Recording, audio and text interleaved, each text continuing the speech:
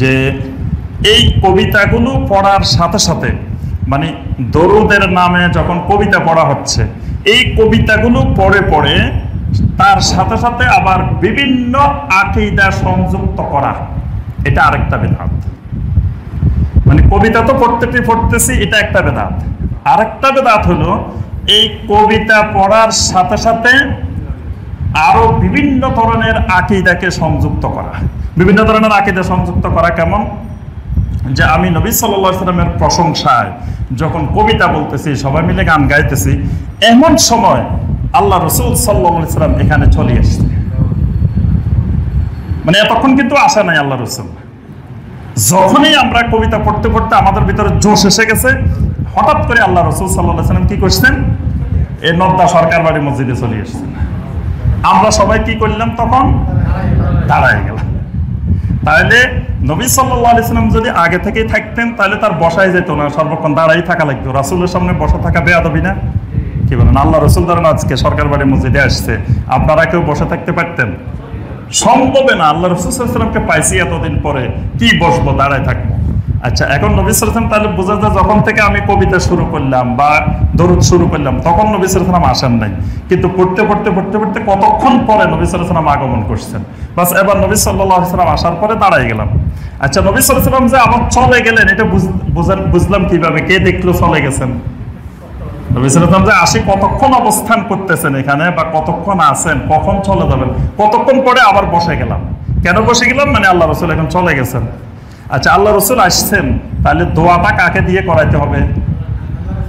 আল্লাহ রাসূলকে দিয়ে তো করাইতে হবে। আল্লাহ রাসূল আসছেন, আল্লাহ রাসূল থেকে আমরা দোয়া নিব, দোয়া করবেন। আচ্ছা, নবী সাল্লাল্লাহু আলাইহি ওয়াসাল্লাম আমাদের জানাজায় হাজির হয়েছেন, তাহলে ইমামতি করবে কে? আল্লাহ রাসূল। আল্লাহ রাসূলকে রেখে জানাজার ইমামতি না দিয়ে আরেকজন ইমামতি করা, তাহলে এটা রাসূলের শানে কত বড় বেয়াদবি। এখানে আমরা 25 নম্বর বেদাত যেটা বলছি, বেদাতটা সূক্ষ্ম জিনিস। আমরা দরুদ সালামের ব্যাপারকে বেদাত বলতেছি না। মানে এখানে আমরা সময় কম, সংক্ষেপে একটা কথা বলে নিই, সেটা হলো কিছু বৈশিষ্ট্য আছে। তাকফিরি ফিতনা, তাকফিরি ফিতনা বুঝাইতে হলে আমরা আরেকদিন আলোচনা করব। তাকফিরি ফিতনা মানে যে আরেকজনকে বাতিল বানানো, কাফের বানানো।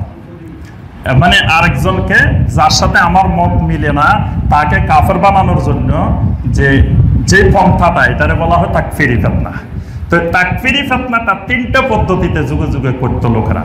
মানে খারেজিরা, তারপরে শিয়ারা, মুতাজিলারা তাকফিরি ফিতনা করতো 3 পদ্ধতিতে। এক পদ্ধতিতে ছিল ঈমানের বিষয় নয় এরকম বিষয়কে ঈমানের ভিতরে ঢুকানো, মানে ঈমানের পরিধি বাড়ানো। আরেকটা হলো কুফরের পরিধি বাড়ানো।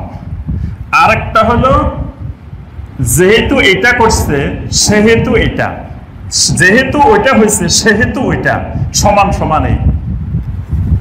এই সূত্রটা আমি একটু বলি যে যেহেতু এটা করছে সেহেতু এটা, সেহেতু যেহেতু করছে সমান সমান এটা।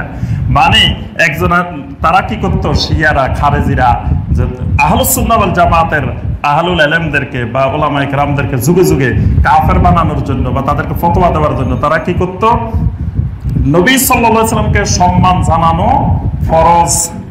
নবী সাল্লাল্লাহু আলাইহি ওয়াসাল্লামের শানে কোনো ধরনের বেয়াদবি কুফরি। ঠিক আছে, এই সূত্র। এবার আসেন, যেহেতু সে নবী সাল্লাল্লাহু আলাইহি ওয়াসাল্লামের সম্মানে সব মানুষ দাঁড়ায় গেছে, ওই লোক দাঁড়ায় নাই, সুতরাং লোকটা নবী সাল্লাল্লাহু আলাইহি ওয়াসাল্লামের শানে বেয়াদবি করছে। কথা বুঝতে পারছেন? যেহেতু এখানে সরকার বাড়ি মসজিদের 100 জন লোক আছে, 90 জন দাঁড়ায় গেছে, 10 জন দাঁড়ায় নাই, এই 10 জন নবী সাল্লাল্লাহু আলাইহি ওয়াসাল্লামের শানে বেয়াদবি করছে। তাহলে নবী সাল্লাল্লাহু আলাইহি ওয়াসাল্লামের শানে বেয়াদবি করা কুফরি, কাফের, সমান সমান এই 10 জন কাফের। বুঝতে পারছেন? এটা তাকফিরি ফিতনার একটা বৈশিষ্ট্য। তো এইরকম তাকফিরি ফিতনা এখনো আছে, কিয়ামত পর্যন্তই থাকবে। এটা যুগে যুগে সব জায়গায় থাকে। মানে আমার সাথে কারো মত না মিললে তাকে বাতিল বানানোর জন্য তখন এই তাকফিরি ফিতনার আশ্রয় নেওয়া হয়। তখন যখন আপনি এই বেদাতগুলো বলবেন, তখন সে বলবে যে দেখো, রাসূলের শানে দরুদ পড়বে, দরুদ সালামের বিরোধিতা করে, দরুদের বিরোধিতা করে, তো এরা তো রাসূলের শানে বেয়াদবি করছে, এটা তো ঈমানে নাই, বাস আপনি কিন্তু কাফের হয়ে গেছেন। এটা একটা তাকফিরি ফিতনা। এই জন্য এই কথা স্পষ্ট করতেছি বারবার যে নবী সাল্লাল্লাহু আলাইহি ওয়াসাল্লামের শানে দরুদ সালাম, নবী সাল্লাল্লাহু আলাইহি ওয়াসাল্লামের তাজিম, নবী সাল্লাল্লাহু আলাইহি ওয়াসাল্লামের মহব্বত, এইগুলো সব মুসলিমের উপরে ফরজ। এগুলো লাগবেই, কিন্তু এগুলোর নাম দিয়ে কোনো বেদাত নতুন নতুন ইবাদত বানানো যাবে না।